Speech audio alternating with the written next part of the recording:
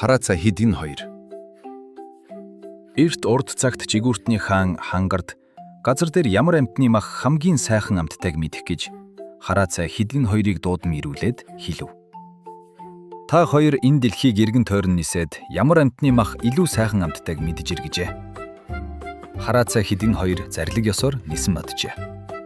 Тэр өдрийн тэнгэр цэлмэг, нар дуртмал, найртай дулаан байсан тулд Хараацай Шувуу хаан эзнийхээ зарлигийг мартаад хөх тэнгэрт хөөрөн мисж, хөгжилтэйгээр жиргэн дуулж, дуртмал наран дээж, дураа хантал цэнгэж яв. Хорт муу санаад хидэгнэл харин харгуу занд дайрагдсан хамаг антныг хатгаж, халуун цусыг анталж яв. Тэгж байтал нар шингэж тэр хоёрч буцах болов. Тэмдэгт газраа хоёулаа уулзаад буцах замдаа Хараацай Шувуу хидэгнээс асуув.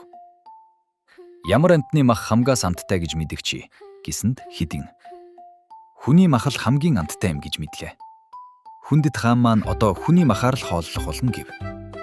Хараацай Шувуу харамсан гашуудаж хөөхий хүн төрлөختөн хүнөөлөөс яаж аврах вүлээ гэж гайхшин барагдаад амьд хүний цусыг амсаж яаж үзэвэ чи гэсэнд Хидин.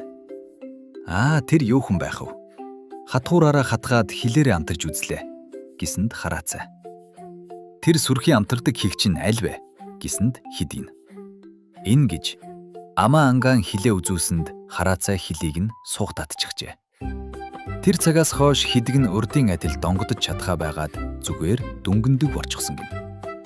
Тэгээд Шувууны хаанд очиж хидэг нь хойно урд бүртгэнэн гомдол зарга мэдүүлэн байдаг чадлаараа дүнгэнсэн боловч нэгэнд хилгүй болсон болохоор юу ч хэлж чадсангүй. Юу гэж дүнгнээд байгаа юм бэ? Юу ч ойлгохгүй байна гэж Шувууны хаан унтууцсан хилэгнэж. Хараацай чи хил хэний мах илүү амттай вэ гэсэнд хамгийн амттай нь могоон мах гэжээ. Шувууны хаан Хараацайн үгийг үнэмшээд могой барьж иддэг болов гин. Одоо Хангардын удмаас ганц илээ үлдэж хоцорсон бөгөөд хааныхаа нэг адил могой идэх дуртай болсон нь тэр гинэ.